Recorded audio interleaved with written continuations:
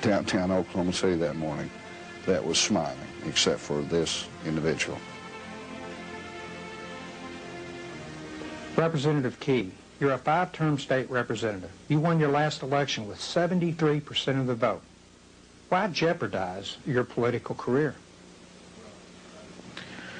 Well, Chuck, when I took a look at this and saw what I believe were serious inconsistencies, I couldn't look the other way. I felt like I had to take some kind of action.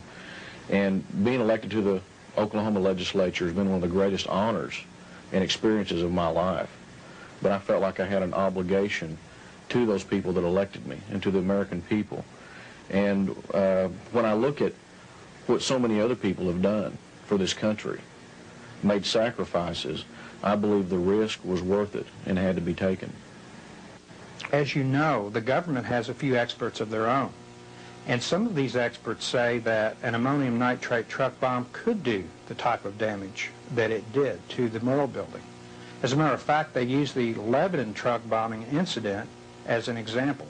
Well, there's many experts that say that that's just not possible, that an ammonium nitrate diesel fuel bomb placed where it was could have done that much damage. And the real point about the Lebanon truck bomb and other examples like that is simply that that Lebanon truck bomb was driven into that building underneath it. And it's important to note also that that building was about half the size of the Murrah Federal building. And the columns, for example, were much smaller. So they had the advantage of the truck going up underneath inside the building, which wasn't the case here in Oklahoma City. And they had a structure that was much more vulnerable to being destroyed by an impact like a bomb like that. We, the citizens, pay the federal agencies to investigate matters such as this. Why not allow them to do their job? Well, we should allow them to do the job, and we're doing that. And what we've asked for is not an investigation or a committee that will impede or interfere with their own investigation. What we've asked for is an oversight committee which will deal with the issues that they've already made public as far as their official explanation that are in question. We were setting up a triage unit a couple of blocks from the Murrah building, and it wasn't until later that we had they had asked if there was anybody that wanted to bag the bodies, and there was myself, a student nurse, and I now know there was a physician that agreed to do it. There's 3 of us that agreed to do it. And we had gone around and started looking for bodies. The first body that we came on was a young female that had been found in front of the World Resources building. And she had been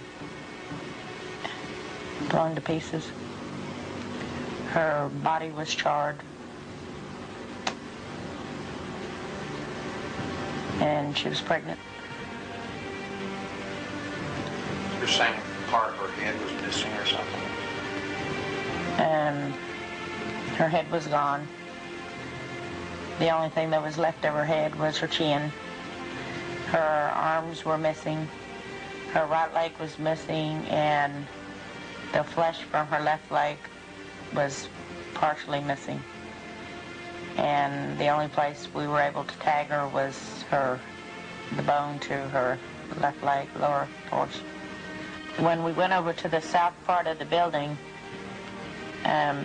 I had noticed several citizens, police officers, and firemen that were trying to dig at the rubble, trying to get people out. And on the upper floors, there was people that were sitting at their desks that when you first looked at them, you really didn't know that they were dead. But when you got a closer look, you saw that there was no way they can be sitting there alive with metal fragments through their bodies. There were just people sitting at their desks just waiting for somebody to come and get them, it's what it seemed like. But there was people that were blown out of the windows. Oklahoma State Representative Charles Key held a press conference at the Oklahoma Capitol. Several witnesses and experts were available for questions. Key expert at the conference was recently retired Brigadier General Benton Parton. General Parton was one of the top ballistics experts in the United States Air Force. He retired from the Air Force with 31 years of service. And I spent 31 years in the Air Force. 25 years of that was in research and development and weapons. I went through extensive training, technical training, in the weapons area and all the associated technologies. I started off working in the ballistic research laboratories, building warheads, testing them against all kinds of targets. And I served in the Air Force Systems Command level twice, Air Staff level twice, and in the Office of the Secretary of Defense in this particular area. And I was the first chairman of the Air Munitions Requirements and Development Committee, which harmonized the requirements for the Army, Navy, Air Force, and Marine Corps. It was a purposeful job that I had a 06 level from each of the services, and we were under all of the air weapons that all four services used.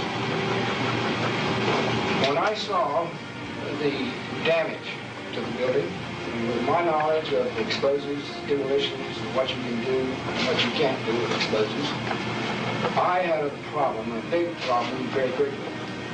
You can't destroy hard targets with blast. It just doesn't work. And reinforced columns in a building are hard targets. And I spent much of my career working on precision-guided weapons because I knew what you could do and what you can't do with explosives against hard targets. A 24-inch reinforced concrete column is a hard target. It's a very hard target. Now I got all the information I could about the structure of the building, the columns, the layout, and the position, supposed position of the truck bomb. And I made a layout, and I did some analysis to determine how realistic it was to have brought down the columns and the pattern it was brought down. We were setting up a triage unit a couple of blocks from the Murrah building, and it wasn't until later that they had asked if there was anybody that wanted to bag the bodies. And there was myself, a student nurse, and I now know there was a physician that agreed to do it. There's three of us that agreed to do it. And we had gone around and started looking for bodies. The first body that we came on was a young female that had been found in front of the World Resources building. And she had been blown to pieces. Her body was charred. And she was pregnant. You're saying part of her head was missing or something? Her head was gone. The only thing that was left of her head was her chin. Her arms were missing. Her right leg was missing, and the flesh from her left leg was partially missing. And the only place we were able to tag her was the bone to her left leg, lower torso. When we went over to the south part of the building,